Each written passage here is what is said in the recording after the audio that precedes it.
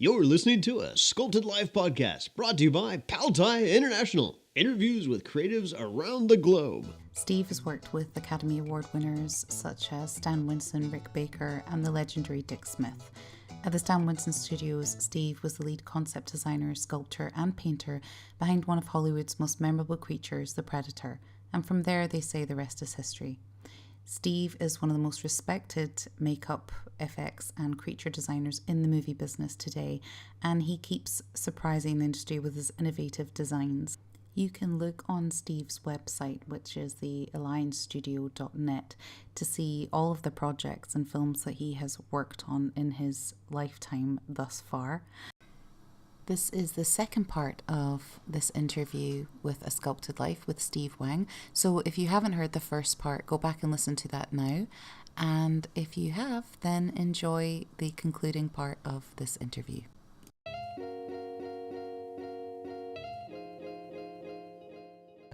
It must have seemed so strange to her to hear that, like, you know, just as from such a traditional kind of this is what you must do to suddenly I'm gonna make monster masks. It's like, okay, son.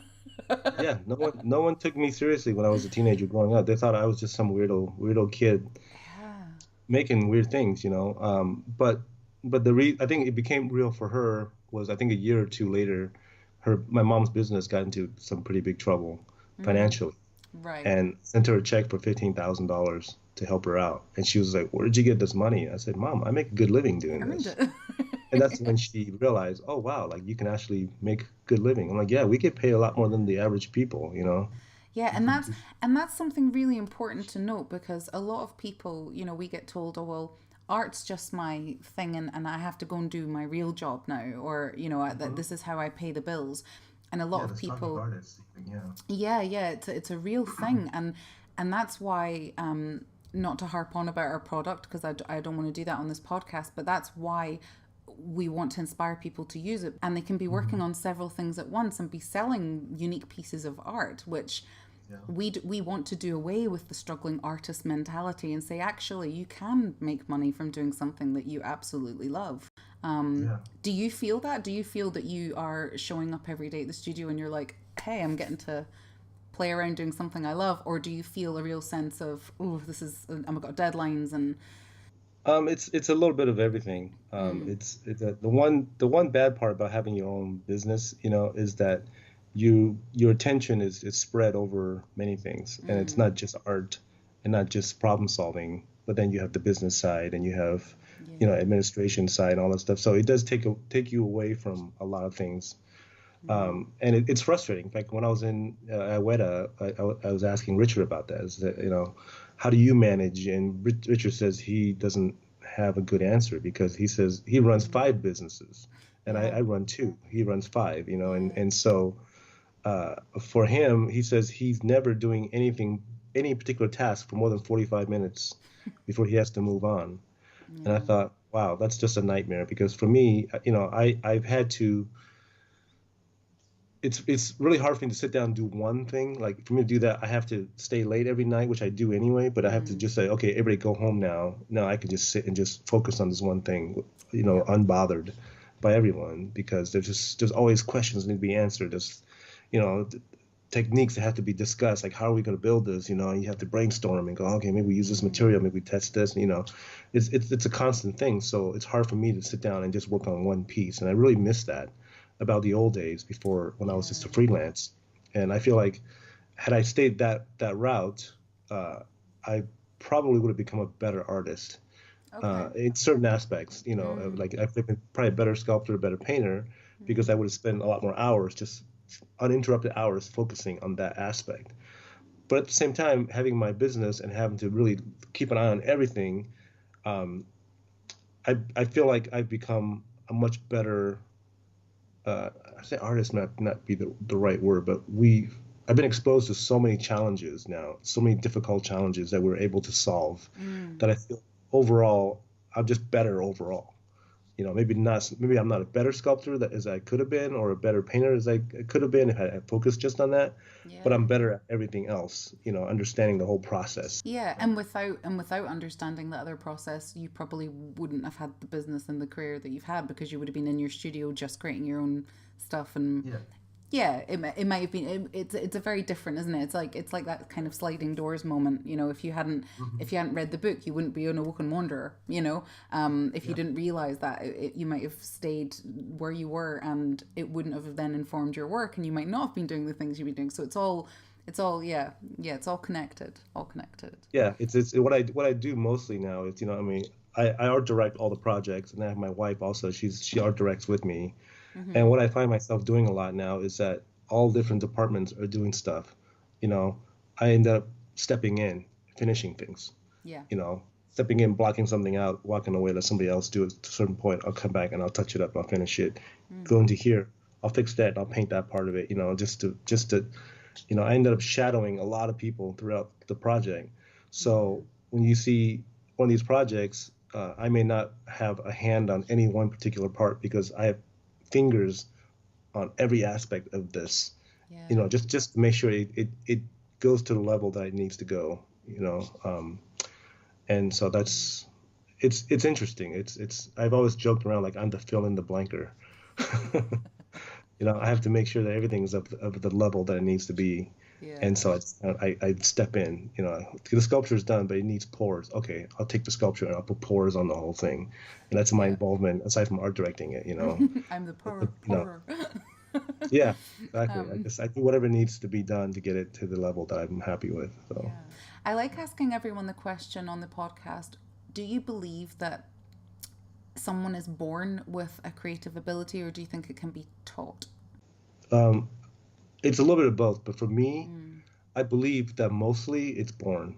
You're born with that ability, but you could do nothing with it if you don't. Like I think in most things, there's a certain sort of level, like a mid-level, that most people can attain through hard work, through education. Yeah. But to be truly great at any particular thing, and I mean mostly in the arts, in the science, in music, not so much like business or whatever. So you do need a mind, for a certain kind of mind for that kind of stuff too. I believe talent is born, but whether or not you do anything with it is up to you. Because I'll share with you a real quick story. When I was in junior high, I met this kid named David Daniel, and he was an amazing artist. Like at seventh grade, he would draw all these monsters in three-dimensional views, not front or side profile, but it would be three-dimensional. And draw it with a ballpoint pen, he would never make a mistake. And he comes up with all these amazing designs. I have one of his original drawings still with a bunch of little sketches on it that I posted on Facebook years ago. And so for years, I strived to try to be as good as him. I tried to, all my drawings are in 3D views now. I worked hard to try to think in that three-dimensional way, not knowing that eventually I would become a sculptor and see everything in 3D anyway, and that's helped me a lot. But I lost touch with him, and then in my senior year in high school, I saw him again. He stopped by my school for something. He had long hair. He had this big necklace with a cross, and he was carrying a guitar. He became a musician. And so I asked him, I said, "Hey, David, how you doing? Are you still drawing? You're so good at it." And he said to me, "Nah, I stopped doing that years ago. That's for kids." And I was so heartbroken. I heard that. Yeah, I thought, wow, here's this guy. He's so gifted, naturally gifted with this ability, and he just threw it away because he thought it wasn't important.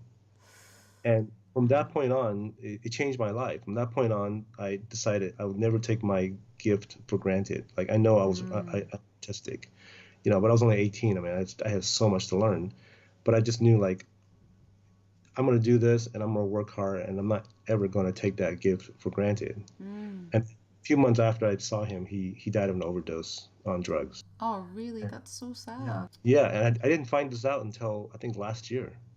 When I wrote this whole thing about him on Facebook, and the drawing, he inspired me, and how I learned that lesson not to throw away your gift. And then one of my high school friends wrote in and said, "Oh, you didn't know that a few months after that graduation, he died of overdose." And I thought, wow, what a waste. What a waste of a life and a talent. Wow. Oh, that's so sad. But So yeah, again, but it was life. there's always a way of looking at it, right? And if it hadn't been for him, you might not be doing what you're doing now. Yeah. But Yeah. again, so back to your question, is that I Mm. 100% believe you're born with the talent Mm. because you look at these people that are doing like quantum physics and I know a quantum physicist personally, and the Yeah. stuff they talk about, I feel like a complete idiot. Like I can't even comprehend the stuff they talk about. And you have to think like where's it come from? Why is it that only some people can understand this and the mathematics and the Mm. complex math and why some people can never wrap their head around it, right? I think there is Yeah. something in our DNA that allows each individual person a certain talent, Mm-hmm. and their job is to find that talent and decide what to do with it. Everybody has talent. It's Yeah. just it's Yeah. not just in the arts, but some people are brilliant businessmen. Some people are great humanitarians. They can Mm. talk to people and inspire. There's just so many people. Everyone has talent of some kind, and it's up to them to discover what that is. Yeah. Yeah. And then practice it. Yeah, it's hard Yeah. work. It's never easy. Like you could be the most talented guy, but if you do nothing to nurture that talent, to develop that talent, you'll Yeah. just be average, maybe. Yeah. Yeah. True. True. What is your changing tack a little bit? What is your favorite sculpture or piece of work that you have produced that you are most proud of? That when you look back, you go, "Fuck yeah." Um, that's always been kind of a hard one for me, but Mm. because I never really think about it. Yeah. Once it's But done, it's done. yeah, but I actually thought about that recently, and I think just as a complete work, probably the Arthur statue, the bronze statue, Mm. that's in Taiwan. Mm. That it's a public monument. That thing, it took us a year to do that whole project. 6 months to sculpt it. I had an incredible team. We worked our asses off on that thing. Mm. It was really challenging, but it was something that when I look at overall, just as a sculpture, as the amount of heart and dedication and love that went into it, I'm really, really proud of that piece. Mm. I think that everyone that all my crew and myself, we worked really hard and could be really proud of that. So Yeah. Nice. yeah, Nice. and it's in bronze. That's my second bronze statue ever. Oh, really? Yeah, I did Wow. one before that. Kerrigan, she's this, they called her the Zerg Queen. She had these 16-foot long tendrils or like wing spike things that come out, and that was my first bronze. And that's one thing I love about YouTube, and I say this to all the young people that are trying to learn this stuff. I say, when I was a kid, to find information was almost impossible. You had to go to the library. You get little Yeah. snippets from Monster Magazine, and you just got to try to kind of wrap your head around it and try to put it together. Like, how did they take this sculpture into foam rubber? And people say, "Oh, you just pour rubber on it." I'm like, no, no, that's not how it's done. It's more Yeah. complicated than that. Yeah. There's So you have to more. figure There's more out, complexities. Yeah. yeah, trial and error. And now, anything you want to know, you Google it. I did my first bronze statue by Googling it, and Wow. yeah, I Googled it. In fact, I knew so much about the process of bronze that by the time we did Arthas, Mm. there were we hired this foundry to do it, and they have a beautiful facility, and they've done a lot of big stuff, but nothing this complex. Mm. And so when I had meetings with them, I would literally ask them questions like, I can already see this problem with this cape, because we sculpted, we molded everything for them to run the waxes and all that Yeah. Yeah. stuff. I knew enough about the process and the sizes of tanks and it's just all the stuff that once we get to certain pieces, there's going to be no registration points on these things. And I Mm. said, how would you want that deal with? I'm literally telling them how they need to do this, and I do it all for them to give it to them so that they can actually do their job. Yeah. And that's because I Googled it and learned like, oh, this is the process of doing bronze, and you apply that knowledge to directly to what you're doing, and you problem solve your own problems that way. Because by the time we're done, they were just like, oh my God, we had no idea. This is definitely hands down the most complicated piece of art we've ever done. I mean, Yeah. it killed us and it killed them to do it, but the end result, so to me, was so magnificent and something that everyone could be proud of that worked on it. So. Would you attempt another one like that? Oh yeah, I'm Yeah. waiting for another opportunity. I love doing bronze. I think bronzes are amazing. They're so permanent. Mm. As long Mm. as nobody tears it down. But Yeah. but yeah, it's Yeah. I've yet to go see it in Taiwan. I was supposed to go for the unveiling, but then I had a big schedule conflict, and I told them, Oh, just please don't do it on this week. And then they fell behind. They had to shift it. It was exactly the week that I couldn't go, and oh no. You'll have to go. so You'll have to go and see it. yeah. But people send me photos all the time. Oh, There's good, a bunch of seniors there doing Tai Chi every morning in front of it, and good. it's just cool, that your one of your artworks in the middle of a public park. I know we did Grandpa Dragon. I don't know if you've seen that one, but it is in Wellington Zoo, and there's about 200 to 400 people a day that climb on him, and they all take selfies, and they send us their selfies with the dragon. It's just it's genius. I love it. I love. Yeah, yeah. The audience engagement. Yeah, yeah, it's it's nice. wonderful. Has art always been a consistent part of your life, or has there been a time when you haven't, like a span of years where you just didn't do anything creative? I wouldn't say not creative, but there was a time where I broke away from makeup effects to go make movies. Mm. Uh, and about 4 years after I got into the film industry, doing makeup effects and creatures.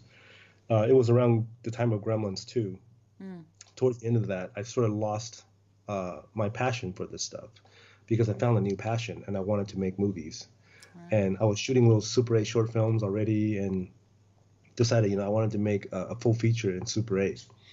So I saved up all my money from Gremlins too, and then by the time I was done with that project, I had saved up quite a nest egg of money. I took a year off, and I went to make this movie on the weekends. Mm. And during the week, I would just plan for the weekends to shoot. And I made this movie. I finished it. It was my film school. I made it for $40,000, and I sold it. And it's been available on video since 20 some odd years ago. And then from that led me into other opportunities to direct other films, and I did 4 feature films total, and won some awards for these films, which was nice. One of my films called Drive, not the Ryan Gosling one. This one's 20 years ago. That film, I took it to Fantasia Film Festival in Montreal, which is a pretty big festival there. Yeah, yeah. I won the audience award there, the first place in the international Oh. category. Mm. Yeah, and that was fun. And then eventually I went and I did a little bit of TV here and there, like kid shows and stuff. And I produced one of my own kid shows, 2 seasons that took us 3 years to do, 40 episodes, and we won a daytime Emmy for best stunt coordination and stuff. So Awesome. that was fun. So throughout those times, there was like 8 solid years where I almost didn't do any makeup effects. I think I did Batman Returns at one point and something else in between, just to make some extra cash while I was directing films. Yeah. And then when I came back fully from that was I think Alien Resurrection. I came back, and I stayed mostly solid into makeup effects and creatures and what I do now, except for the 3-year break that I took to produce that TV show in between. So I just kind of go where I'm called. I'm trying to get back into directing again. So I have a script that's already done. Okay. That I'm trying to get some financing, and I'm trying to tailor my studio to be able to do makeup effects again for my own films and whatnot. So yeah, I'd like to keep it flexible. Just go where your heart calls. Yeah, that was going to be my next question, was what things are you hoping to accomplish in the next 10 years? Yeah, So more and more of I that. feel like for a while, for about 20 years after I finished my last film, that 20-year period, I felt like there was a lot of things I wanted to accomplish, and I didn't know what they were. Other than that, I was getting a lot of opportunities to create these amazing statues for these opportunities to do all these things for the game companies, which also included these bronze monuments. And after I finished Arthas, I sort of felt this satisfaction, like this was what I was gearing up to, for this once in a lifetime opportunity to do this piece, and after that I felt like, okay, I can relax a little bit now. Like I can, now I'll just do whatever comes. We just finished a couple of statues for China. One of them is probably one of the most beautiful ones we've ever made, and I can't wait to unveil it. I think I can unveil it tomorrow. I think Ooh. they told me. Yeah, this piece, it was put our heart and soul into it. It's beautiful. It's this female Chinese, like, historical character that's been fantasized. That's the right word. And then she's in this pond of water with the koi fish, large koi fish, but the water, she's levitating the water around her. So it looks Nice. impressive shape. And it's just beautiful. There's just like her dress, just her hair, it's just, something that we're really proud of, and I can't wait to share it. So I can't wait to see it. That would be awesome. we still get to do really cool things. But I feel like, now I just go with the flow now. This year is going to be interesting because I made a lot of changes in my life, in my business, and I'm channeling for opportunities in making films again, because I feel like that part of me has been closed down for so long, and it's been like clawing at me to get back out again. And I feel like I that break that I've taken, which is now almost 10 years from making films, is I'm ready to do another one now, but smarter, more knowing, I Yeah. get. So I just want to see where that goes again. Older and wiser. Otherwise, yeah, my tastes have changed quite a bit now. Yeah. Just in the last 10 years, yeah, it's crazy. Mm. So I'm ready to apply it. Nice, Just nice. waiting for the opportunity now. And where can people find your work? I have a Facebook page. Mm-hmm. Just if you go to Facebook, type in Steve Wang, creature creator, one Okay. word, and I have a page there. I haven't updated in a while, but there's a lot of stuff in there, a lot of photos, a lot of process shots of projects we've done. Yeah. I'm going to be updating that soon once I can unveil some new stuff. And then on Instagram also, Yep. Steve Wang, creature creator, same thing. Yep. I'm on there, and I post personal stuff, but I also post a lot of my work. So as things to keep up with me, that's where I do a lot of photo dumps and stuff. So. Yeah, yeah. Nice, And nice. then, the statues that we make, they're all over the world. It's Yeah. just a matter of, You can go and see them, people. yeah. Some of you can see, yeah, like the bronze art you can see. He's in Taichung City. Mm-mm. It's called Calligraphy Parkway. If Okay. you're ever in that area, the statues there in the park. A lot of these statues are like kept by the video game companies. So Yeah. they have them on their campus, and then when they do big events Yeah. and conventions, they'll bring them out and we'll set it up for them. Like BlizzCon. BlizzCon's a big one. We set up all the statues at BlizzCon Yeah. for them, but it's an expensive thing. Like you have to be a hardcore fan, buy tickets, go in and whatnot. So, Yeah. We're but yeah, I would say Instagram and Facebook is okay. probably the. Okay, cool, cool. And any other nuggets of wisdom that you can think of that you would like to pass on to future creatives who are looking at or dabbling in art and they want to take it further? Any other wisdom that you can share with them? Well, I guess there's different ways of furthering. I mean, I think you should always focus on the art. Yeah, Focus on your passion, because to truly create something great, it has to come from your heart. yeah, I I truly agree. believe that, and so you have to really work at that, and Mm, then Google. I mean, Google, if anything you want to learn, it's right in front of you, little yeah, computer. And share your work. If you get to a point where you feel like your work is going to inspire somebody, and I know it will, because everybody inspires everybody else. It's mm, mm, on any level. And so just keep that inspiration, because when you inspire others, you'll be surprised how much that'll inspire you to yeah, keep creating. Yeah. But excellent. just follow your heart. Yeah. Even if you can't make a living doing that, make a living and then come back and do your art. Yeah, I always remember something Elizabeth Gilbert said. She's one of my favorite writers. And she said, I never ever expected my writing to fuel my lifestyle. I just wrote because I was passionate about it, because I loved it. And it ended up happening that she wrote one of the most sold books in the entire world. Yeah. So yeah, I very much agree. I think don't do it for an outcome. Do it because you can't not do it. Exactly. And that has proven to be to work well for me. And I know it probably works well for a lot of people, just in any aspect of their life. I never ever consider money when I do these jobs. It's like when I do a job, it's like I just want to make this the best that I can make it.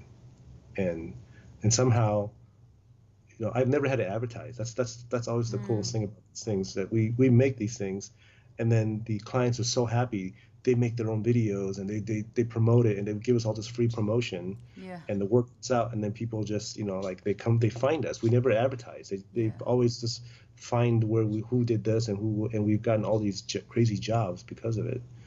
And that's all from our passion, from loving what we do, and it shows. Yeah. Well, I look forward to if in the future you ever do use our product. I would love to see what you could do with it. Oh yeah. That's how I heard about it. Okay. Was through Richard actually a few years ago, and I actually recommended it to a friend of mine recently because he asked about what was the most process effective way to do like permanent sculptures and stuff. And I thought about the product because I thought about doing something for myself as well, but it's like my schedule's so crazy. But when I do have time, I've wanted to do a giant frog in my backyard forever. Oh, wow, yeah. Yeah. Just a life-size frog, and I thought the whole process of sculpting, molding, casting gets really expensive. Yeah, but something like this will be permanent. It's a one-off, and then you're done, it's great. It's just certainly a lot of attractive qualities about something like that. I just love the idea that you can just put it on and it's permanent. That's such an amazing thing. Yeah. And we have a very good YouTube channel if you need to look up how to do anything. Oh, okay, sure. No, you come and ask us. You come and ask us if you need any help. What's the name of the channel? It's just Tiya. It's just YouTube/Tiya. And you've been very inspiring, and I'm so glad that you agreed to talk with us today. So thank you so much. No, it's my pleasure. On your birthday. There's Happy birthday. Yeah. Thank you. Yeah. No, there are a lot of artists follow my page too, so I'm sure they're going to find this information very, very useful. Yeah. So, no. I personally can't wait to try it myself. Pleasure to talk to you. Yeah. Thank you so much. Take care. Okay. Bye-bye. Yeah, you too. Bye-bye. Bye. We hope you enjoyed part 2 of Steve's podcast interview. Please leave us a review on iTunes, comment on our YouTube channel if you're watching this in video format, and let us know how you're finding these episodes. Also, if you or anyone else you know would like to be featured on A Sculpted Life and they've got a story to tell, then send them our way by emailing us at sculpting@paltiya.com. That's PALTIYA.com. Thanks for listening, and we'll see you next week. If you want to know more about Tiya and our amazing product, Tiya Premium, then visit www.paltiya.com and join our international fan base.